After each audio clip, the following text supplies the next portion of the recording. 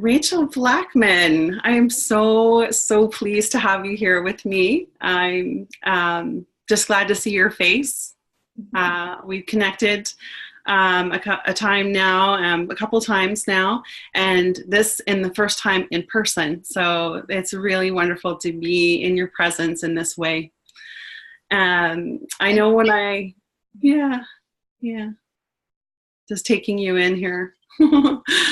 I know when I reached out to you, it was because I saw you had a really amazing offering on self-care for coaches and trainers, I think it is, coming up.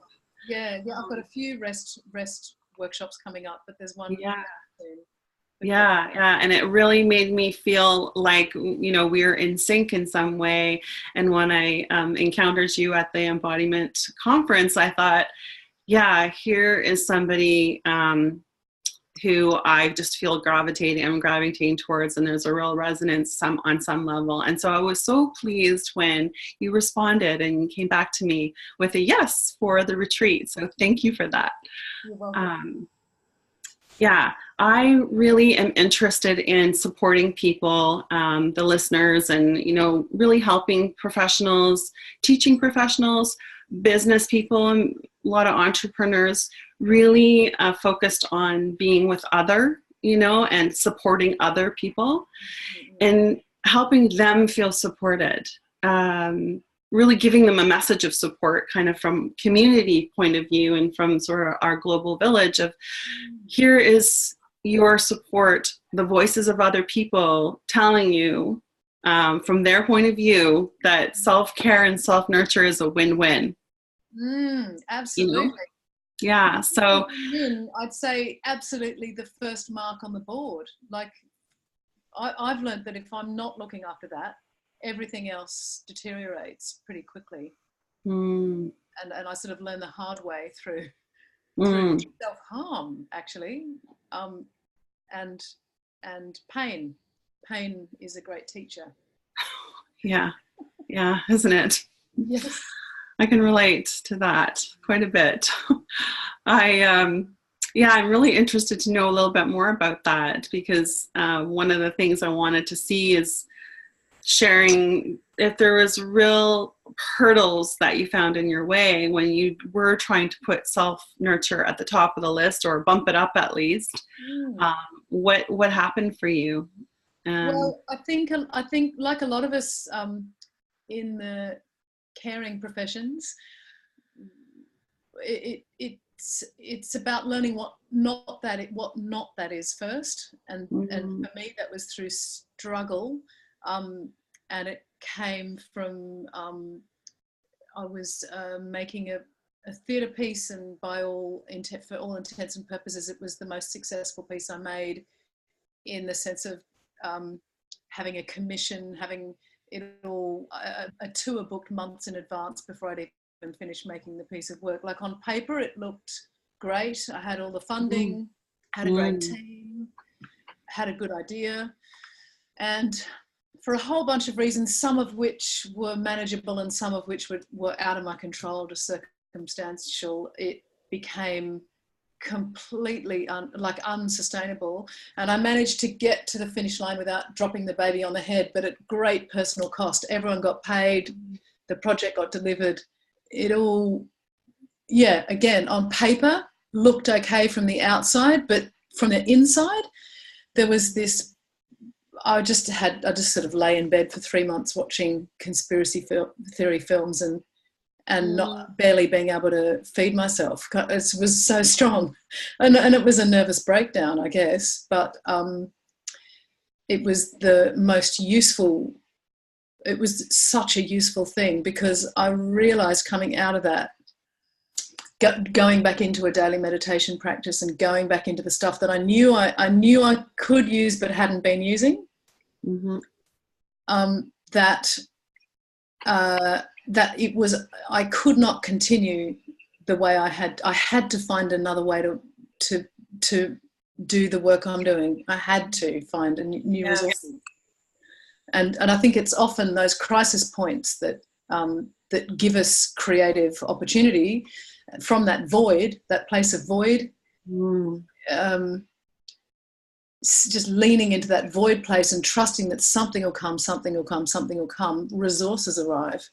Mm. And it's led me on to a lot of the work I'm doing in embodiment around rest and recuperation and rest, digest, restore.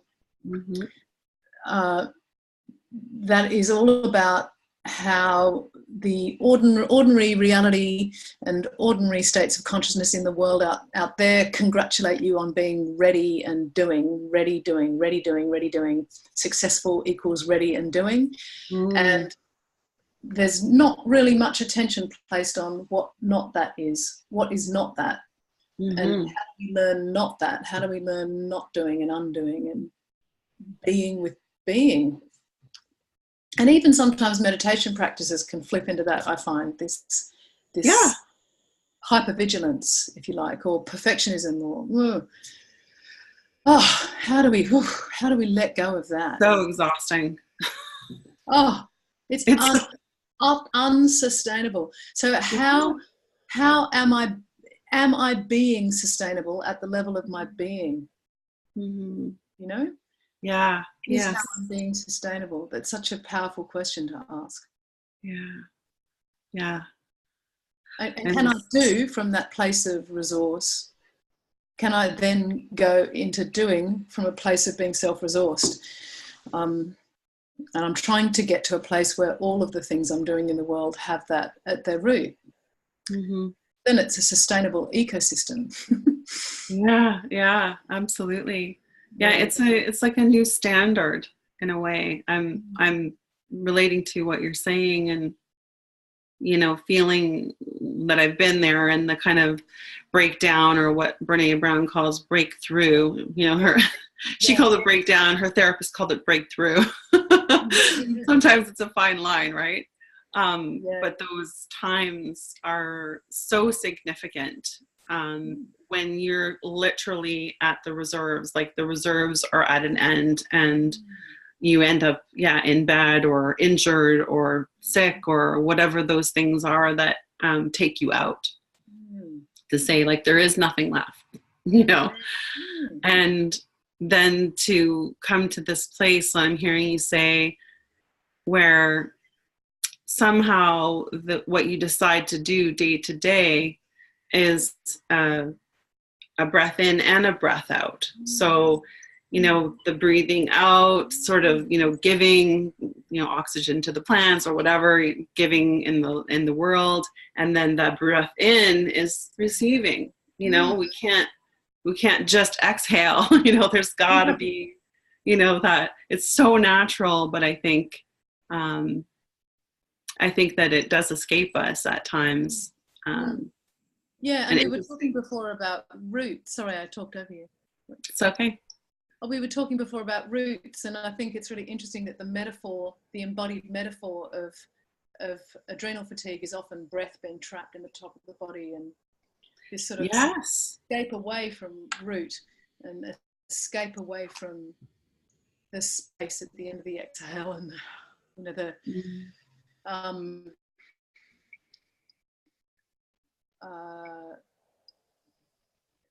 an immobilization, suspended from the planet somehow.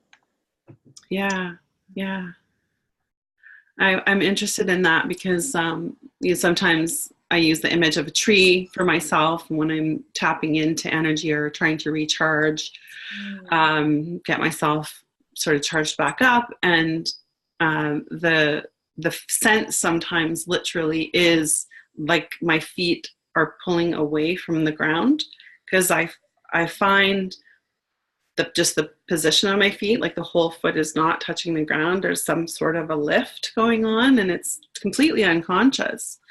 But when I am feeling connected and I do plug back in, and I always look at the feet as the relationship to support, the way that they interact with the ground tells me about how I am in support, because that's our main support, is the ground beneath us.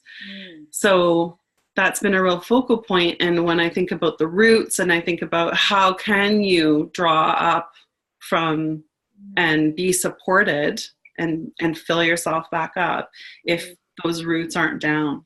So that's a really powerful metaphor for me. Yeah, me too. My original Feldenkrais teacher back when I was training as an actor used to say, make friends with the floor. What do you need to do to befriend the floor? And I love that invitation, that the floor is constantly there. It's a constant, there's a constancy. It's reliable, it's there. How do you resource it? How do you resource it somatically with the body? How do you allow yourself to befriend it? Yeah. So when you were trying to get back these practices and find that new way of being, was there hurdles? Was there anything that you came up against that seemed to be, getting in your way of being able to do that? I know you've identified like just the expectation of society sometimes can be detrimental to operating in that way. Well, I had to go back into a sort of hibernation state, really, like go into I had to just back away completely from all of the stuff I was doing in the world. And run the risk of burning professional bridges. And it required and necessitated a break from everything that people expected of me and I expected of myself. Yes. So it's really interesting that those identity attachments that think I'm the kind of person who, well, I am a person who is in the world, or I am a person who. And in these moments of crises, I find that my sense of who I am is a great unknown. And the invitation is to just surrender to that, even though it's really scary or it's totally foreign, or that void place, that place of profound uncertainty can feel quite threatening. And we were talking about darkness the other day on the phone, and I think there's something in the invitation of darkness that can feel threatening culturally, or even the feeling of falling in a dream, for example, there's sort of this a little bit too much letting go, that sense. And yet, yeah, I can feel that, like, oh. Yeah. And yet that's what has to happen. It's just the death cycle, isn't it? The death cycle is letting go of everything that you think you need and know, and everything and you think that you are. Yeah, everything you think you are. And the medicine can only be retrieved if you're willing to let your grip go. I've found. And and so what was some of that medicine, can I ask? Yeah. So expecting little of myself.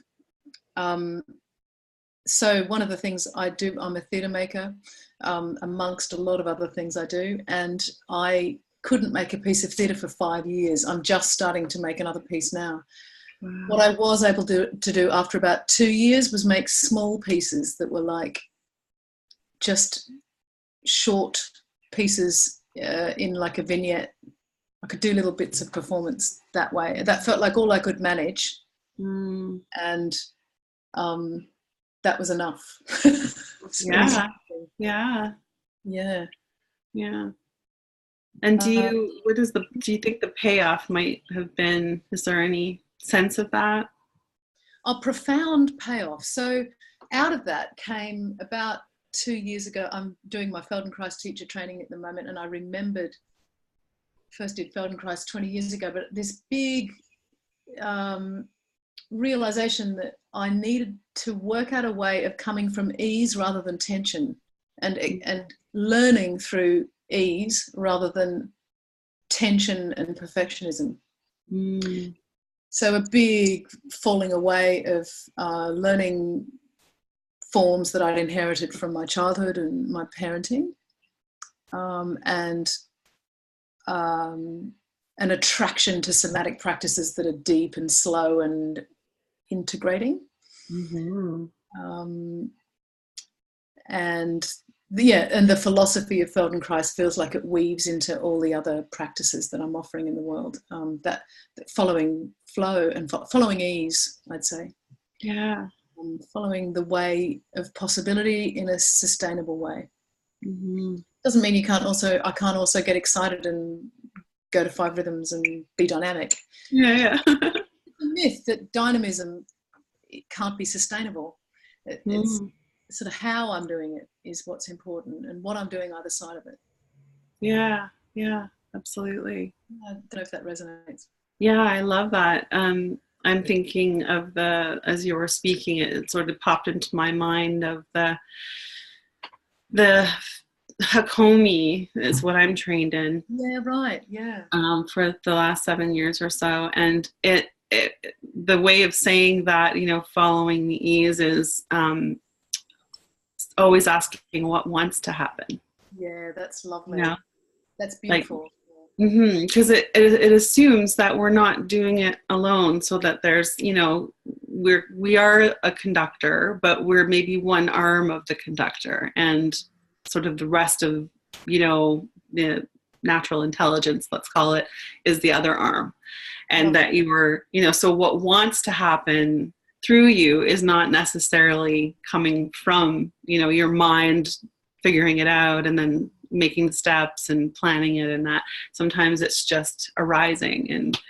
And when I can allow that to happen, which is sometimes, I feel like that is the most sustainable way of being. And it doesn't mean that I don't have plans or goals, but I always invite in that other hand, of the conductor, right? That's beautiful. Yeah. And being in and with rather than on and at. Yeah. Big piece for me. Say that again. Being in and with instead of on and at. So in all relationship, whether that's with the client or with a person in the store or with myself, I'm in and with, not on and at. I think on and at is having its day in our culture. I think it's like I'm on you and I'm at you, like, that's this. I don't know, I get this image. Yeah, I think of that as sort of left brain and right brain. For me, the masculine and feminine, when you talk of that, it's almost impossible for someone to take it neutrally, because if you're a woman, you're, she's talking about me when she says feminine. So I really realized that so many of the qualities of the masculine seem to be the left brain job. All of the logical and figuring things out and the steps towards and achieving and all those things. And the right brain is this more, almost like a bigger view up at the top of the mountain, looking at all of everything at once and seeing where things fit and flowing into that allowing and being space. And so I feel like it's what's going on as we're doing this type of work of particularly the self-nurture piece, is that we're bringing in the balance of the right brain and its gifts, let's say, because we've been very left brain oriented society wise, like everything, dollars and cents, and everything has to be reasonable and make sense. And well, not necessarily reasonable, but from a governmental point of view or policy point of view, I want to say, coming from that logical, the reason, all of that versus, all of the other beautiful, more intuitive and instinctual ways of being that are in the right brain. And of course, the right brain is very taking care of the body quite a bit and always in communication and connection with the body. So, and the senses. So, I find I need to create an environment for both to coexist. So I want to create support and nurturing structures for the feminine, or whatever you want to call it, that aspect of my essence, to have a safe life, life or whatever. I just heard this yesterday, or maybe it was a few days ago, about safety, not not being the absence of of threat, but the presence of connection. Oh, I like that. That's really nice. I Yeah. actually think that was Mark Walsh. Now that I Yeah. think, Interesting you said that, because I had a conversation with Mark. You know, Mark's a colleague, and we were talking about safety, and he was saying he doesn't know if he likes the word safety. And I think that might unpack a little bit for me why he doesn't like the word safety, because it tends to be defined by what you don't want. yeah, the threat. Yeah. So Yeah. the mind gets fixed on the threat instead of solution oriented and hopeful. Yeah. Yeah. Mm.